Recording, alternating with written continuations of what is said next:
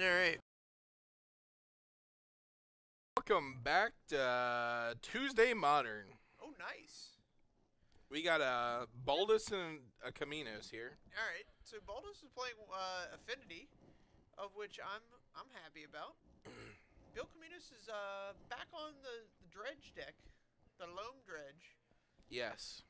So this is like more of a control style deck that uses the Dredge mechanic to gain card advantage over and time. card selection. Yeah.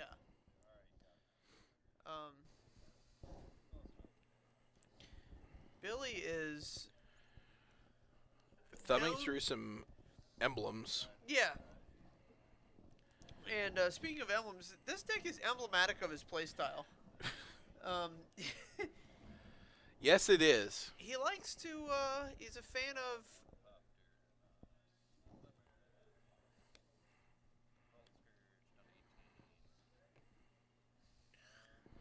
See, now he's got another Mox, and he could cast the...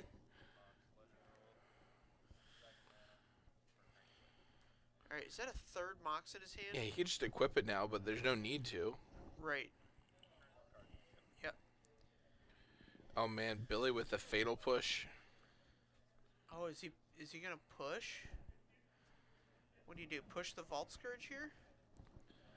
Or you just... I guess you wait for the equip, and then you get to, Yeah, you don't do it in a turn. Also, you might just draw, like, a Dark Blast, and you get a push Dark Blast. Oh, God, yeah. That's very good.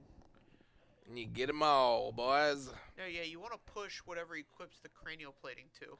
Yeah, and then he can just untap and drop a Stinkweed Imp.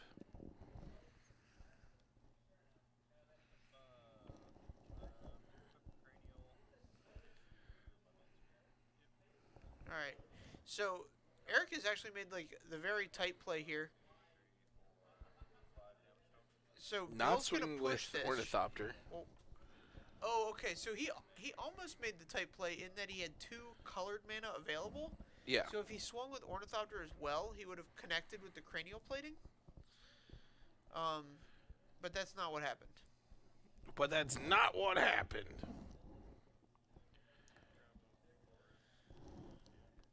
And there we are. Stinkweed shutting them down. This is a big deal. Man, so this is very interesting that Billy has...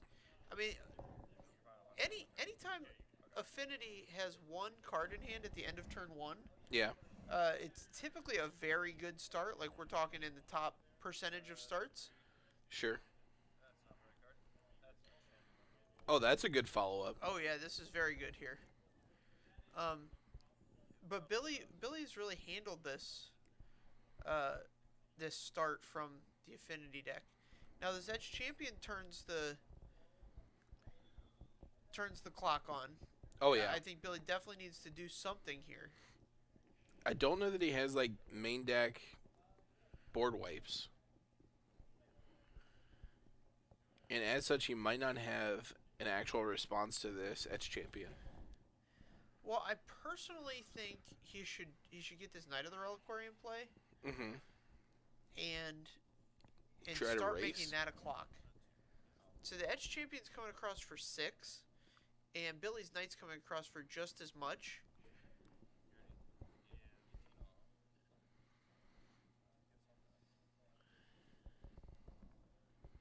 $7 if Erik wants to.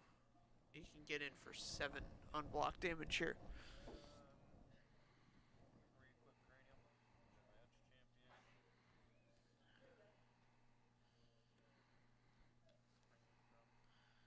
Alright, this makes 8.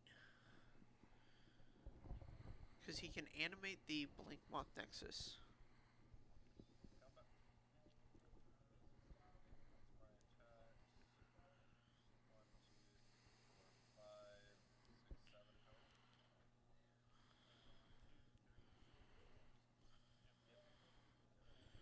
Yeah, taking up to 8. While it doesn't look like it speeds up the clock, it very well could. Yeah, it doesn't... So, putting him to 10 there versus 11. Sets up your Hidetsugu second right. Okay, it turns on Hitsugu's second right. Trying to think of other implications. Maybe he's just a sicko and knows Billy's going to search with his Knight of the Reliquary for a fetch and then pop the fetch, which will put him at 10 and set him up for the Hidetsugu's second right. Okay, okay. Heads up play by Baldus there. Looks like Billy's on maybe firing up this. He doesn't have the white mana for that right now. Right. He would have to drop this Temple Garden untapped, or sacrifice the attack from his Knight to get it up. Okay. You definitely don't want to tap the Knight to activate the Shambling Vent. If you play the Temple Garden untapped, it's just a wash. Like, you don't actually gain any life, and then like you've just time warped yourself basically. Right. Well, you've sped up his clock, so Billy's Knight is worth 6 right now. 5? I count 5. It's worth 5.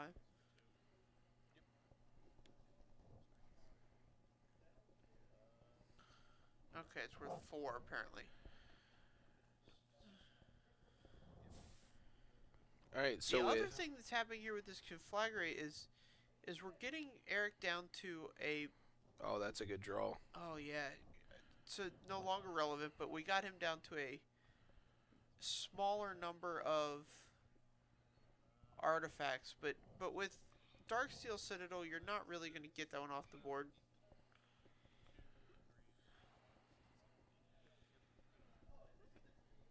Billy finds himself at 1 here. Well, shame he didn't activate that Blink Moth last turn. Yep, that would have changed the line.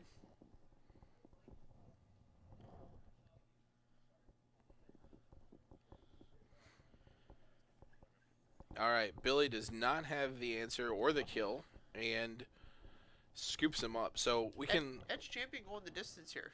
Oh, it often does in game 1s against these like mid-range control-y decks. Yeah, so when I played this deck in a room full of... I mean, I knew the metagame was Jund and Delver. Or, I'm sorry, it was Jund, Twin, and Grixis. I had 4 main deck Edge Champions.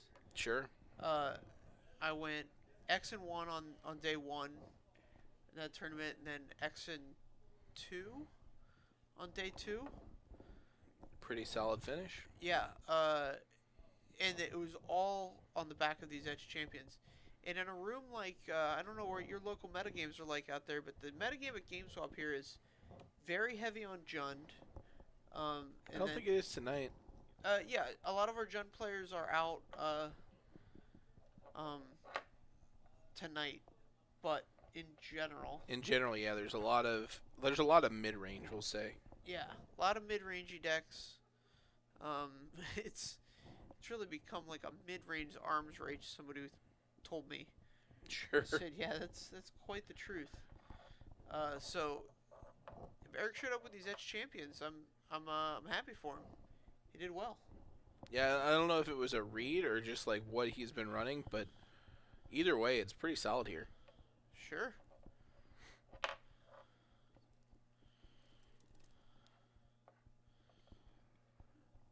So Billy's going to get to bring in all of his artifact hate, all of his board wipes. Yeah, so Billy, playing like a 3 or 4 color deck like this, he's got a lot of opportunity for sideboard cards. So Ancient Grudge, even one Ancient Grudge can really change this matchup. Sure. Edge Champions on their own aren't like the biggest thing. They just make your 8 best cards, being your 4 Cranial Platings and your 4 Arcbound Ravagers, they make your best cards better. Sure. Erik, on the other hand, I don't know whether he's playing the version with Galvanic Blast or the version with Thought Seizes. Yeah, we didn't see any Casts. colored spells there. Right. Or the version with Thought Seizes, as we've seen the past couple weeks. Yeah, not completely unheard of. But you can imagine my mindset. I want that Galvanic Blast in there. Oh, yeah. Although when you're playing the Edge Champions, trying to get to those operative 8 cards that I talked about to couple with your Edge Champions, Yeah. Thoughtcast can be very good. Oh, I believe it. So he might have chosen to do that. We'll see. All right.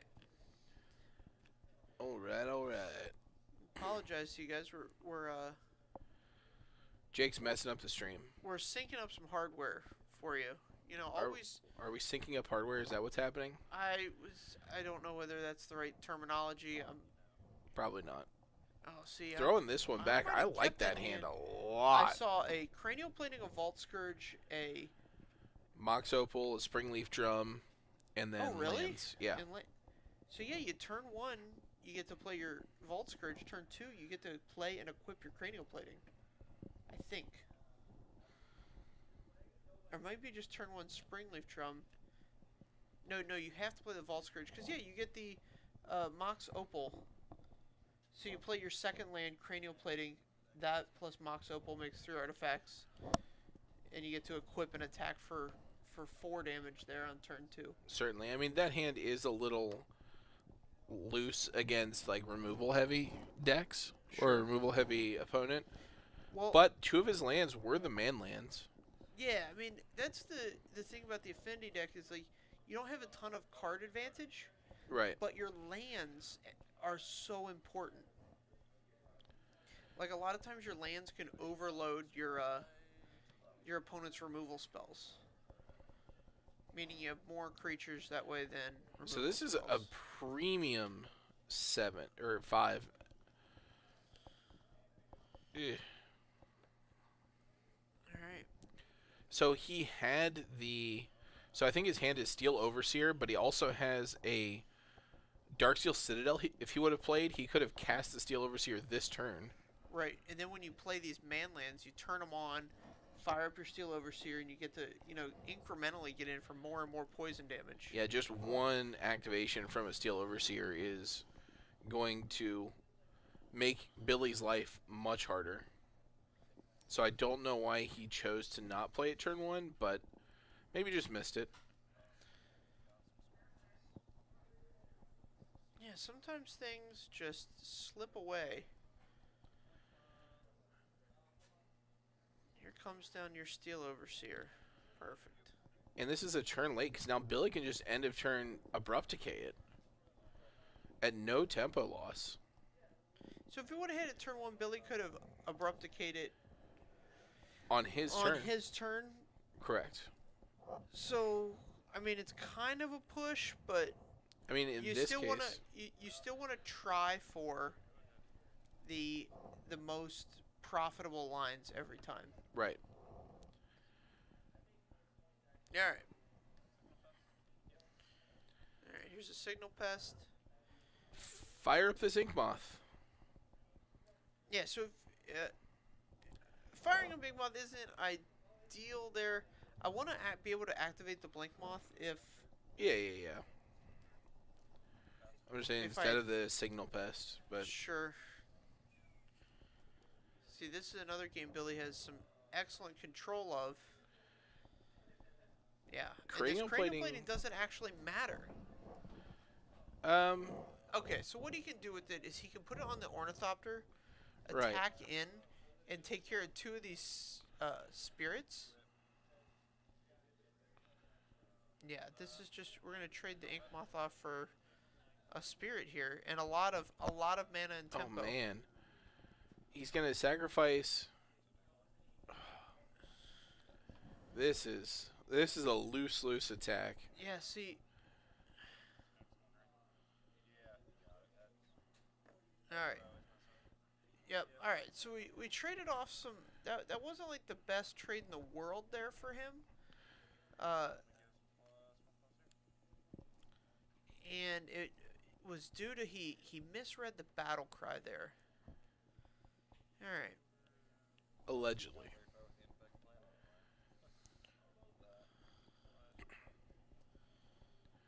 Alright, so we got some more spirits. His Lingering Souls is huge in this matchup. You just gotta come in with... See, I don't understand... No, I mean, I could be totally just ignorant here, but I do not understand why Billy doesn't get in with Knight of the Reliquary there.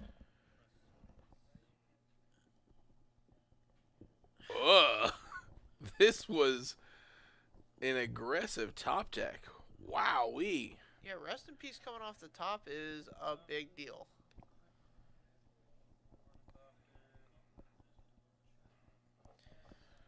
Alright, so now Eric's going to show some caution when attacking.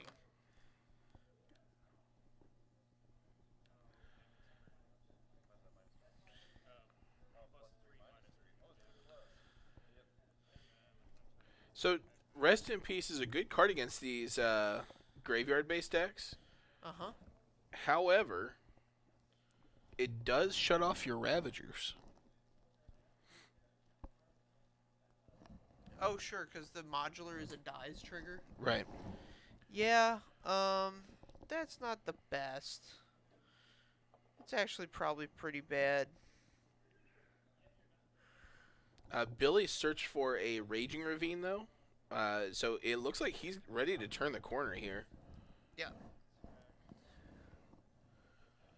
Leaves the spirit back. That's just respect. He's respecting that Blinkmoth Nexus. I don't know if he should be, but he is. Yeah, there shows him a Mem Knight off the top. Interesting. So, I mean, we saw that's a great fiver from Erik. Yes. It was a bit mismanaged, but it wouldn't have mattered anyway. Well, I think what you have to do there is sometimes it's okay to trade off, but you have to do it in a fashion where you're getting the trades that you want. Right, and you don't want to give up 2 actual permanents for 2 spirit tokens from a Lingering Souls. Right. Lingering Souls is one of the better cards against you, and I think we just saw why. Yeah. It's able to actually generate card advantage because, so first of all, he only interacted with half the Lingering Souls card itself. Correct. And the other, and Billy got 2 cards out of that half. So Billy really got 4 for 1 or something. Depending on how crazy you want to get with your, card advantage math. And you know I like to get crazy with card advantage math. Do you? Yeah. All right. Well, I like to keep mine pretty simple. I'll just say you got 2 for 1 there. Okay. I'm going to go with 3 for 1. All right. All right. I could see it being 3. Here's another great hand. He's been drawing these Mox Opals like a fiend. Yeah, this is a solid hand. This hand is very good. So what this hand represents is a turn 2 cranial plating, equipped and attacking. 2.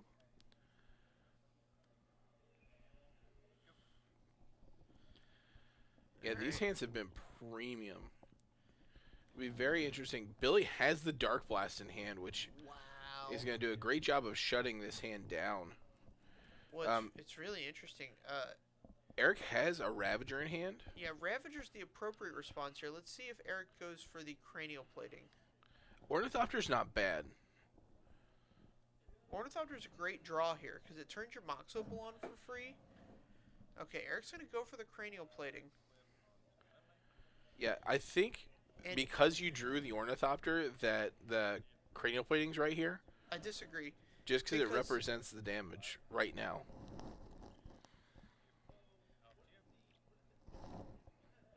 But if Billy's counting on his hand... Man, Billy's hand is stacked. Yeah, I see Fatal Push. Abrupt Decay, Maelstrom Pulse. Do you think Fatal Push pushed this Affinity deck out of the format? It's really good. It is really good against Affinity. I mean, Lightning Bolt was already pretty good against Affinity. No, he has 2 different Art Ravagers. That's the most important part here. Alright, so he's going to play the old art first. This is the correct choice. Yeah. Because the new art is like... It's like a copy of a copy. It's not quite as sharp as the original. Right. The guy didn't get creative at all. It's Correct. like somebody said, here's the art that you're going to be judged against, and he's like, oh, I'll just do that again. Yeah, I'm just running it back. I would have done something way more impressive. I think the Kaladesh Masterpiece one is very beautiful. It still has the Arcbound feel to it. However, it definitely has a Kaladesh flavor. Oh my. So he just Alright. sacrificed the Ravager.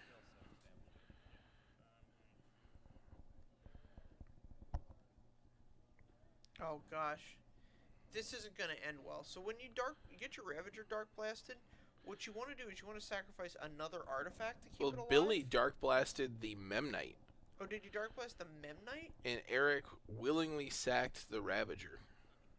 Oh, okay. I thought the dark blast was heading at the Ravager to set up for this fatal push. Yep. Alright. So he should have definitely put it on the Ornithopter to begin with and swung in. First off, because he knew he had the Dark Blast in hand. Right. You're at least that far along. And then if... I guess he would try to just fatal push the Ornithopter.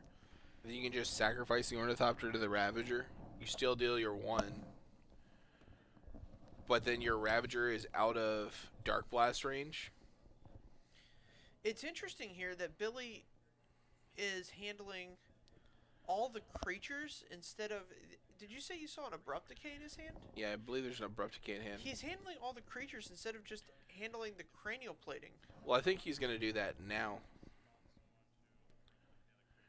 Okay, here's... Yeah, we're going to Abrupt Decay the cranial plating before the Ravager gets into play. Interesting. I wonder if I would have done that last turn. Just same play, Ravager on the stack, Abrupt Decay the cranial plating.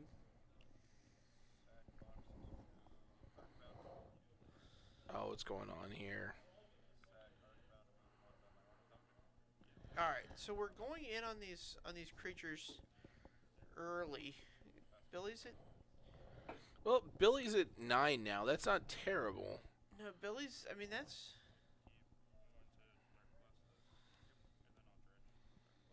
Alright, so Billy's able to dredge this Dark Blast back. Oh, man, and he rolled off 2 Lingering Souls. Oh, this is game. Here's another... Yeah. So what you want to do there, the way to play that Arcbound Ravager is to keep your team wide. Yeah. Until you're ready to kill him. Yeah, you don't want to pull the trigger on the Ravager too early, or you set yourself up for blowouts like that. Yeah. But yeah, we saw how much removal it takes. I mean, we're talking about Billy played 4 turns of Magic there. Yeah. He played a removal spell on every turn. Some turns played 2. Yeah, like every turn after the first played 2 removal spells a turn. Yeah, and it takes that much removal to handle an Affinity deck. Yeah, I mean, to be fair, he didn't need like the last couple removal spells. Okay. And it had like he could have just like thrown down a Lingering Souls and been perfectly fine too. Sure. But yes, it does take quite a bit of removal to remove this Affinity deck. I'm wondering if push has made it unplayable. Unplayable is probably a stretch. You might have to adjust if push becomes bigger than bolt. Yeah. I love the Affinity deck. I hope it remains in the metagame somewhere. It's bad right now. You might have to switch to Broodstar Affinity. Oh. Broodstar notably immune to push. Can we talk about Broodstar Affinity? I think it was only good because you had the artifact lands in that standard environment. Oh, yeah. But playing 8/8s on turn 4 or whatever was it just was real nice. nice. I remember I had a 6 sideboard against it. I can't remember the name of the card now. Dawn Elemental. Oh, it's like a 3/3 for white. Yeah, 3/3 flying protection from all colors for white. Just block your idiot all day long. Yeah, just gonna block it until I'm ready to kill you, and then I'm gonna kill you. All right. Well, don't kill anything. Come back and join us in about 25 minutes. We'll have more modern action for you.